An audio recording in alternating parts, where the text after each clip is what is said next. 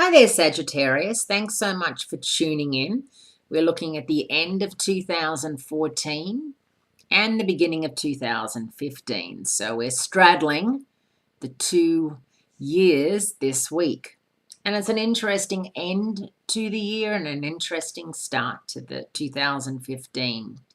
With Saturn, the planet of focus and discipline, settling into your sign and making things very real for a lot of you. And although it's going to take some time for you to get used to having Saturn in your sign, because it is the taskmaster, it is the planet of focus and discipline, of life lessons, it can all sound a bit ugh, but it's not.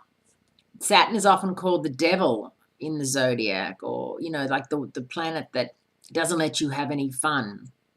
Nothing could be further from the truth.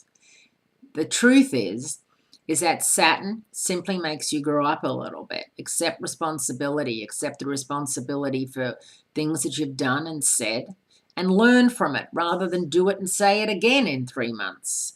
So it's an important lesson. And for those of you turning 30 or 60 over the next 2.5 years, you're going through your Saturn return. And that's very, very important to read up on and know about. It's also important to know where Saturn is in your chart, because wherever it's in your chart, whatever house it's in, is important.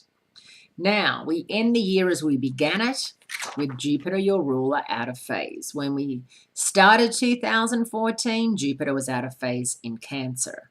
As we end 2014, Jupiter is out of phase in Leo, your fellow fire sign. Jupiter moves direct mid-April in Leo. Until then, the opportunities and out of the blue meetings and walk around a corner and smack into someone you went to high school with who is running a Fortune 500 company and say, come in and have dinner and maybe you need a job. Those sorts of opportunities are very Jupiter-driven. Winning the lottery is very Jupiter-driven. So you should be playing the lottery with a Leo if possible. However, this is a time when you are taking a bit of a time out from all that until mid-April. Once it goes forward, it's going to be fabulous. But do know that the other 9 planets are all moving direct, which is unusual. Normally, we get a straggler or two crossing the finishing line. We don't have that this year. So we end the year on a very moving forward note.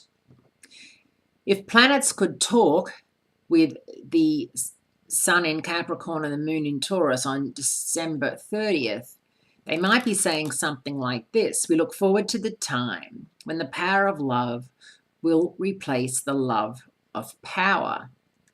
Then our world will know the blessings of peace.